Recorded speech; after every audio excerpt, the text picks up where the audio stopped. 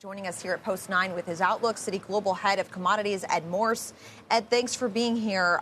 Just taking a look at your recent note, you said that, the inventory news from last week just really reinforced the view that politics of supply rather than economics of demand are responsible for the rise to above $80 a barrel. Why do you think that is? Well, it's very easy to do the math. In April, a bunch of countries led by Saudi Arabia got together and said, why are prices sticking in the low 70s? And what if they go down further? Let's do something about it.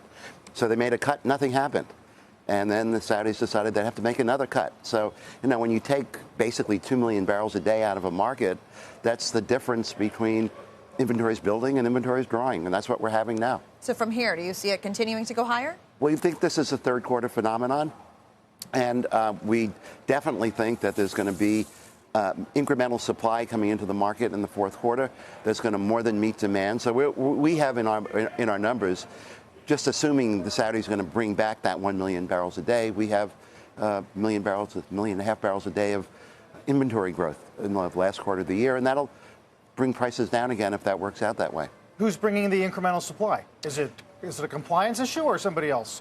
No, the incremental supply is coming from a bunch of different places. Non-OPEC is one of them. We expect U.S. supply, which, in the petroleum supply monthlies is already at total liquids at 2.3 million barrels a day, 21.3 million a day. That's a record. No country in the world has ever produced that much liquids. We think the crude oil side of it's going to go up to 13.2 before the end of the year. You see that in the numbers. You see it in the reporting of companies.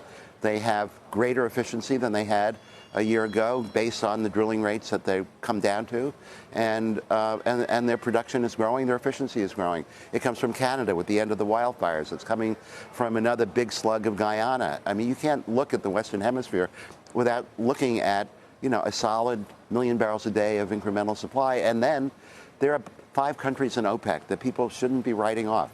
We used to call them the Fragile Five. They're Iran, Iraq, Nigeria, Libya, and Venezuela. And if you look at their numbers, they're almost all coming up. Do you think retail gasoline is a threat to the consumer? Retail gasoline has affected the consumer. I think there's a big debate as to whether it's the price. The price of gasoline is up around 40 cents on average from where it was on average in December. It's still 75 cents lower than it was a year ago. Mm-hmm. There are other things taking place. And yeah, demand is up. We think it's up by about 140,000 barrels a day. It actually, on the weekly numbers in July, went down from June. So that might be price, but it might be a change in habit. It might be a change in the efficiency of the fleet.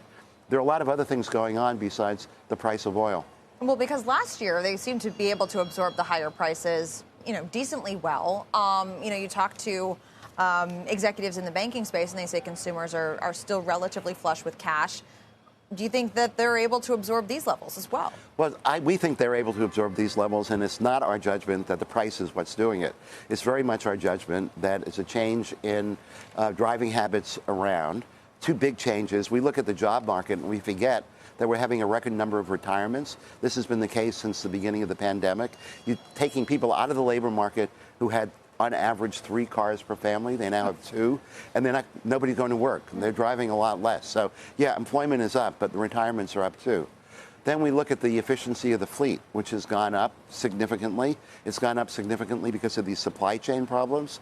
And as a result of them, auto manufacturers decided to sell the most expensive cars they could sell, which turned out to be pretty much more energy efficient than what they otherwise might be selling. And you have the EV penetration.